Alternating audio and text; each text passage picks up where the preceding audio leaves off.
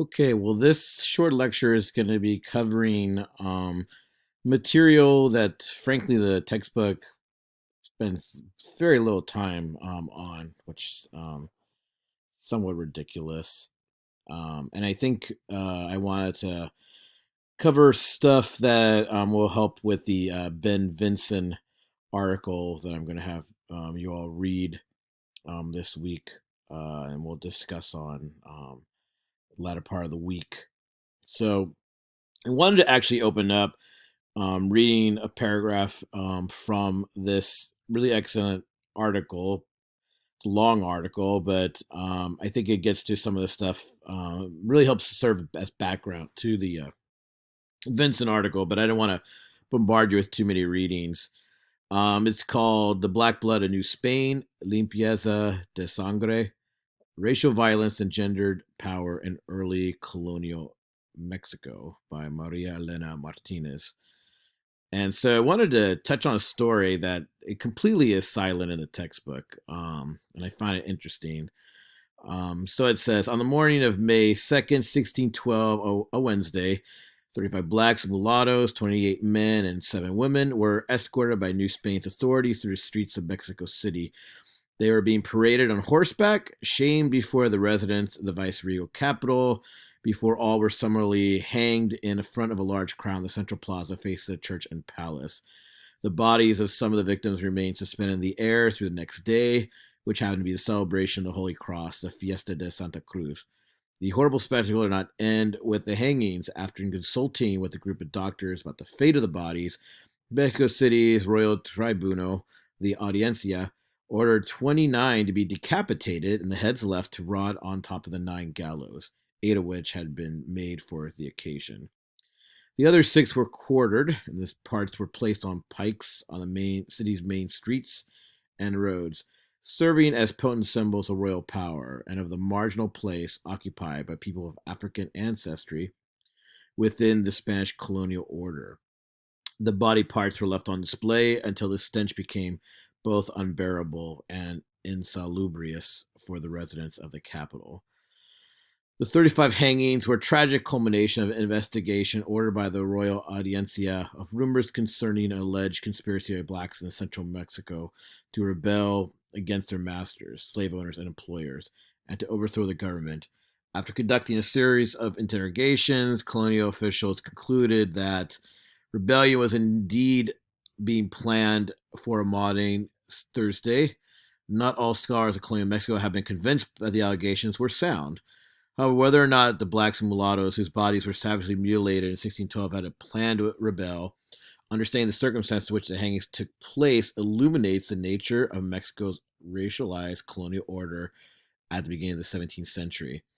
That historical moment was marked not only by the introduction of a growing number of African slaves into central New Spain, which is generating all sort of social tensions, including a heightened preoccupation with policing sexuality, but also by the deployment of the Spanish concept of limpieza de sangre, purity of blood, against colonial populations and increased the association of blacks with disloyalty to the crown and the Catholic faith. All these developments, the recasting of metropolitan notions of purity, the concern with controlling colonial sexual relations, and the connection of persons of African ancestry with political and religious infidelity provide the crucial subtext of the 1612 Black conspiracy in Mexico City. All right, so if you're like me, that's probably the first time you heard that story. And it is kind of surprising, the lack of attention that African slavery is in Mexican history, as just obviously illustrated by our textbook, which has like I think like one throwaway line here or there, um, and I think it's pretty complicated. In fact, one reason I assigned the Venson article is because there is a growing literature about I guess you call it Afro Latino or Afro Mexican history, especially considering New Spain was one of the biggest places for slavery, in American history. I mean, all the Americas. Um, a lot of just current research that's being done is by scholars like uh, Humiko Ogata. It's Jumko Ogata. And she mostly writes in Spanish, from what I understand, but she's someone who has both Japanese and Black ancestry, and I think maybe even indigenous. I'm just trying to remember, um, but it's just in her personality and the work she's working on, illustrating this kind of like quiet, invisible, quote unquote, invisible narrative within Mexican history, trying to bring more light to. And so I even added some articles about the trade that happened between the Asian markets, particularly Japan and China, with New Spain, and the fact that there were um, people from Japan and China that were already going to New Spain. So before any opium war, migration to the United States, working on railroads, there was already Asian migration happening. A lot of this had to do with the colonization of the Philippines as well. So again, this is a lot of, I feel like a lot of history that just kind of is relatively unknown, even within host countries like Mexico. And so I'm kind of happy to see the literature growing in this because it is, relatively skipped over. And so I think that helps to understand some of the history that is somewhat known, and that is like the cast drawings that were done throughout the Spanish America. And so oftentimes this is highlighted to illustrate the difference between, well, let's say, North America, as a and its development of race relations, as opposed to like Spanish America. And if all that diversity and complexity that I was just talking about makes sense, then obviously the just it seems like long cast of different groups put together, that makes more sense, right? And so they seem to be fascinated with this, and it's something that is, develops over time.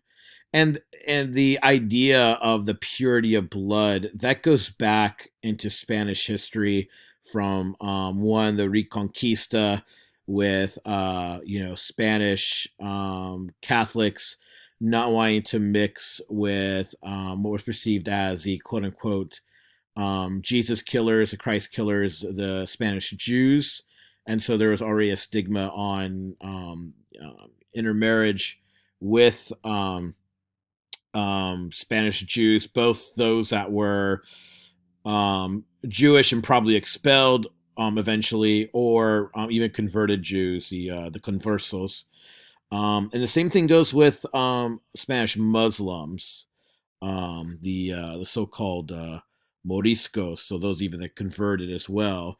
And there seems to be this seems to actually grow from the religious differentiation into more of a racial categories. And I think that's what you're actually starting to see develop in the early modern history, is that it goes from religious difference into more racial, the racial dynamic and racial difference, especially with as you look at this story we just kind of read, and I think that's what's being played out here. um so this is gives you just the various differences of different groups that are marrying, and their children, and what you call them, and you can find these kind of drawings all over the internet. Here's just another group of pictures that illustrates these cast drawings, these kind of mixtures. um, so you can kind of see you know indigenous, black, and even white European all involved here, and basically that it's all being kind of classified along this racial hierarchy. Um, then you get to later works, and again, this is something I actually got from uh, um, Ogata. I mean, I would listen to a lecture by her recently, and she really made the point that even within Mexican identity and the attention that Mexican identity gets in its history, especially after the revolution in the 20th century, that in all the mural artwork, you rarely have any glimpses of anyone that doesn't meet either indigenous or mestizo identification. So if you look closely, a lot of that art, it's kind of again this invisibility thing is happening. But there's one artist she mentions, and she I'll show you the art piece in a second. He's later than Diego Rivera, so he comes after Rivera. His name is Jose Chavez Morado. And so Morado does a mural where he actually shows scenes of African slavery in Mexican history. And so these are actually snapshots that she presented that I found off of her site, and so you can actually see examples of African slavery in his mural piece. And this is rare. I mean, extremely rare to see this kind of image and to see this slavery exposed within the history, because it does seem to be something that's swept under the rug. Um, so you can see the staircase there where the mural is on the wall. And this back image I just was illustrating. So again, this is a good example of well, it's a good example because again, New Spain was in fact one of the places that had the heaviest concentration of African slaves. And you know, the average history book and real, general information just does not really address that. Just something that's kind of forgotten. And so it does like illustrate this history that is somewhat forgotten. And I the criticism, and this is something we can maybe think about as we move ahead. And when you read, especially read Ramos and some of the other people way later in the semester, when you start talking about this mestizo identity, this cosmic race, as Jose Vasconcelos discusses, is probably most famous promoter of the mestizo identity, the mixed identity between indigenous and Spanish European. Um, what about the otherness within Mexican life? What about even otherness that's not particularly Aztec, but as other indigenous, like Mayan, right, and other groups, which feel left out and have kind of kept themselves and don't feel part of this kind of national identity. So some of this is just raising questions about even the way we compose our own kind of fiction of like national identity and national unity, and who fits those symbols. What is it actually? What are we trying to tell ourselves there? So that is something that found very interesting, and I do think the Vincent article is excellent and a good jumping off point to discuss some of this stuff further when we have class.